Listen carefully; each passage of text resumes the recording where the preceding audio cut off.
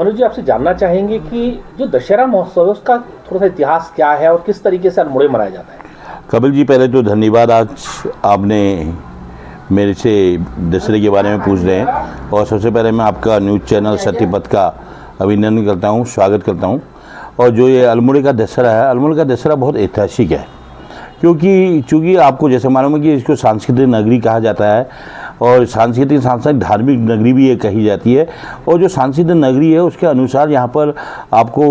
के चैनल के माध्यम से बता रहा हूँ कि यहाँ पर उदय शंकर जैसे लोगों ने अल्मोड़े की रामलीला में काम किया गया है। उदय शंकर पूरे जो कि पूरे वर्ल्ड फेम के व्यक्ति थे, उनके द्वारा भी यहाँ और उनके याद पर आज भी उदय शंकर अकेडमी बनी है। और अल्मोड़े की रामलीला का जो इतिहास है, अल्मोड़े की रामलीला कुमाऊँ की सबसे प्राचीनतम रामलीलाओं में से एक है, जो कि 1865 से ये रामलीला शुरू हुई। और 1865 में एक देवीदत्त जोशी जो अल्मोड़ा मकेड़ी एक जगह है वहाँ के निवासी थे और डिप्टी कलेक्टर मुरादाबाद पे थे, तो उनके द्वारा यहाँ पर रामलीला का मंचन करने की कोशिश की और वो की भद्रेश्वर में। और लगातार जब वो भद्रेश्वर में रामलीला करते थे तो उन्होंने कहा कि क्यों ना अंतिम दिन रावण का पुतला जलाया जाए, क्यों ऐसी कोई प्रथा थी नहीं, क्योंकि पहली रामलीला थी। तो वहाँ पर एक रावण का पुतला बनाया गया और रावण शिव का भक्त था, तो इस वजह से भद्रेश्वर मंदिर के आगे से जो जगह खाली थी, जिसको आजकल दानपुर भवन के बीच बगल का हिस्सा जो था वो गिरी गोस्वामी नाथ लोगों की ज़मीन है जो थी, तो वहाँ पर उस पुतले का दाह संस्कार एक नियम जैसा बन गया था। और लगातार वो नियम सन 1975 तक बना। लेकिन देश जिसमें आज़ादी के दौर पर चल रहा था उस समय 3-4 साल अल्मोड़े का दशहरा नहीं हो पाया। और उसके बाद 1952 से उस समय मेरे पिता अमरनाथ वर्मा जी और उदयलाल शाह जी लाला बाजार निवासी,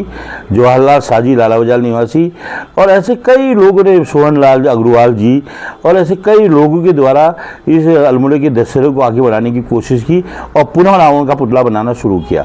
और जो वो रावण का पुतला बनते बनते तो सर 1975 में हमारे पिताजी और जो उस तत्कालीन जो भी थे लोग, उन्होंने थाना बाजार अल्मोड़ा के लोगों से किया, संपर्क किया और क्यों ना कि एक मेघनाथ का पुतला भी बनाया जाए इसके साथ साथ रावण की संख्या। और रावण का जो सबसे अच्छा पुत्र में माना गया उसको मेघनाथ को, तो मेघनाथ का पुतला बनाने के लिए पहली बार अल्मोड़े के उसमें, हालांकि इसमें मुस्लिम लोगों ने भी बहुत पहले से काम किया था, लेकिन अख्तर भारती के द्वारा वो उस पुतले का निर्माण किया गया और बहुत ही खूबसूरत पुतला। और वो पुतले को जब वो घुमा के पूरा बाजार से ला के आए और उन्होंने रावण पुतला समिति जो कि नवज्योति किरप के तत्वाधान में था उनको सौंपा। उनसे कहा कि भैया आपकी प्रेरणाओं से हमने ये पुतला बनाया है, इसलिए ये पुतले को आप जैसा इसका मार्ग निर्धारण करोगे वैसा मार्ग से वो जाएगा।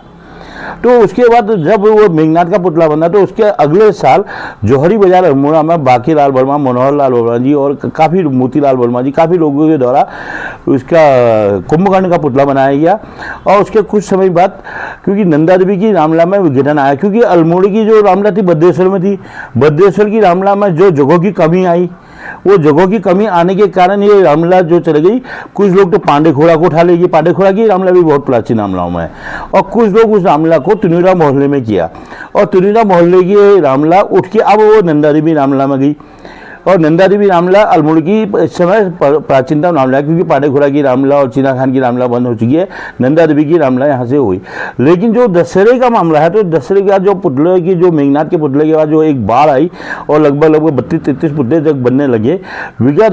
कई समय से हमने देखा कि पुतले इतने ज़्यादा बढ़ रहे हैं और जो कि कभी भी कोई भी लॉ एंड ऑर्डर की वो भी हो जाती। तो इसको दशहरा समिति ने खुद सोचा कि भैया इसको क्यों ना हम धीरे धीरे इस पुतलों को कम करें।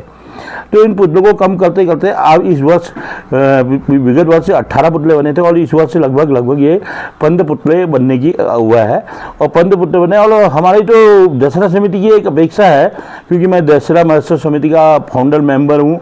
और हमारी एक कोशिश है कि अल्मोड़े का जो दशहरा है ये कुछ गलत लोगों के हाथों में जा रहा है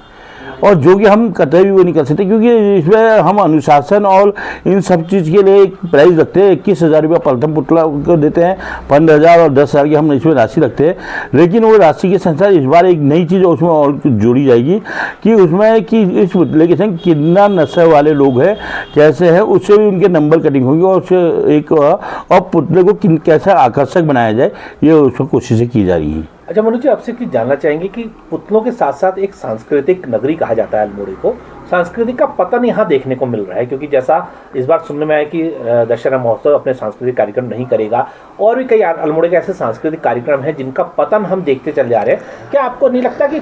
सरकार ने इसके लिए या आपके संगठनों ने इसके लिए कोई जगह चयनित कर करके इसको बचाना चाहिए? अल्मोड़ा शहर सांस्कृतिक नगरी के रूप में जाना जाता है, और इसमें सांस्कृतिक नगरी के रूप के साथ साथ आपको मैंने बताया कि यहाँ पर उदय शंकर, रवि शंकर और कथक नर्तक बिरजू महाराज और लता मंगेशकर और कई लोग यहाँ पर अपनी संस्कृति का जोगा करने के अल्मोड़े की संस्कृति से प्रेरणा लेके यहाँ से गए। लेकिन जैसे कि अल्मोड़े की जो सांस्कृतिक धरोहर इसको कहा जाता था, जैसे अल्मोड़े का जो नंदा देवी का मेला होता है, उत्तराखंड का सबसे पुराना नंदा देवी का मेला हुआ है पूरे, और उसके साथ साथ अल्मोड़े का जो दशहरा है 1865 से अल्मोड़े का दशहरा है। अब धीरे धीरे इसमें जो कमी आ रही है, जो इसकी ह्रास हो रहा है, वो कुछ तो प्रशासन की अनदेखी से हो रहा है और कुछ यहाँ के ऐसे लोगों की वजह से अनदेखी में जा रहा है कि जो लोग नहीं चाहते कि यहाँ पर कोई अच्छे कार्यक्रम हो। और जहाँ तक जगह की कमी की बात है, जगह की कमी है कि अल्मोड़ा शहरी नहीं, अल्मोड़े से हटके भी कई और शहरों में सारे के सारे जो भी सांस्कृतिक कार्यक्रम है, अधिकतर सांस्कृतिक कार्यक्रम के स्कूलों के प्रांगणों में ही होते हैं। और क्योंकि अल्मोड़ा में वैसे भी कोई रामलीला वो नहीं है, उसके लिए जीआईसी और अल्मोड़ा कॉलेज के ग्राउंड में पहले से शरदोत्सव, काफ़ी लंबे समय से शरदोत्सव यहाँ रहा है और कई कार्यक्रम यहाँ पर इन ही ग्राउंड में होते थे। लेकिन जब ये पुतला दहन हुआ तो इस बार प्रशासन ने कहा कि भैया हम स्थानीय स्टेडियम में नहीं करेंगे। तो सन 2015 में इसमें हाईकोर्ट ने एक आदेश दिया कि आप इसका पुतलों का दहन स्टेडियम में ही करेंगे, जब तक है कि गवर्नमेंट कोई अल्टरनेट व्यवस्था, जिला प्रशासन कोई अल्टरनेट व्यवस्था नहीं कर रहा। लेकिन अल्टरनेट व्यवस्था के उसमें देखा गया कि जो जीआईसी के ग्राउंड में कि एक रास्ता बनाया जाए, एमईएस से लगता हुआ एक रास्ता बनाया जाए और उस रास्ते से रोड से नीचे पुतले उतारे जाए और वहाँ पर ही अल्मोड़े का जो ये दशहरे का सांस्कृतिक कार्यक्रम हो और ये सब चीज़ हो। और जहाँ तक अल्मोड़े से दशहरे में सांस्कृतिक कार्यक्रमों की बात है, एकदम 2007 से सांस्कृतिक कार्यक्रम जुड़े। इसमें 1991 से भव्य आतिशबाजी का कार्यक्रम जुड़ा। लेकिन अब देखने में ना ही आतिशबाजी हो पाएगी इस बार, ना ही सांस्कृतिक कार्यक्रम हो पाएंगे, और उसमें कहीं ना कहीं हमारे ही किन्हीं बंदों का दोष है। और साथ में इसमें जिला प्रशासन क्या जो तत्कालीन हमारी जो सरकारें होती है उनकी भी अनदेखी है। एक और तो वो कहते हैं कि मानस खंड के अनुसार हम अल्मोड़े का नंदा देवी का मंदिर लेते हैं, हमने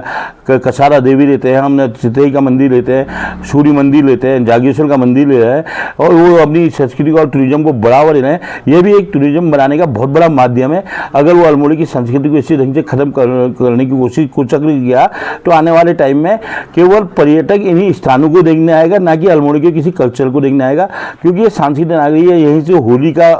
गई, यहीं से कई कार्यक्रम हुए हैं। जैसे मैंने आपको बताया कि कई बड़े बड़े कलाकार यहाँ पर से हुए हैं और कई खेल में भी हम बहुत आगे हैं। तो जो अल्मोड़े का ह्रास हो रहा है वो यहाँ की जो सरकारें हैं उनकी वजह से ही इसका वो ह्रास हो रहा है। और क्योंकि ऐसे प्रशासनिक अधिकारी कुछ लोग आते हैं यहाँ पर जिनको इनके बारे में क्यों ज्ञान नहीं होता और यहाँ के लोग उनको ज्ञान भी नहीं देते, और क्योंकि उनका काम होता है कि अल्मोड़े की संस्कृति को बचाना, तो मैं उनसे ये भी निवेदन करूँगा आपके माध्यम से कि इसके बारे में बहुत एक पूरी अल्मोड़े की एक कालीसारा वो की जाए। नहीं तो भाई मजबूर होकर अल्मोड़ा दशहरा समिति, नंदा देवी मेला समिति और कुमाऊं महोत्सव समिति के जितने भी हमारे पदाधिकारी और ये सब लोग हैं, एक संस्कृति बचाओ अभियान की शुरुआत करेगा। और इस पर मैं सारे मीडिया के लोगों से भी निवेदन करूंगा कि इसमें हमारे साथ आपका सहयोग रहेगा। मनोज जी, ये तो चलिए एक अलग बात हो गई कि संस्कृति बचानी और होनी है। क्या आपको नहीं लगता कि कोई ऐसी मांग आप लोगों ने करनी चाहिए कि एक स्थान ऐसा हमारा होना चाहिए जहां हम अपनी संस्कृति को या मेलों को या इनका आयोजन करें जो हमारी संस्कृति के लिए ही हो? जैसे दशहरा महोत्सव है, दशहरा महोत्सव की पुतलों का दहन होना है और उनके कार्यक्रम होने हैं, तो एक जगह क्या कम से कम आपकी अपनी होनी चाहिए, ऐसा कोई नहीं है? कपिल जी, जहाँ तक अल्मोड़ा है, अल्मोड़ा तो चारों ओर से बिल्कुल इतना घिर चुका है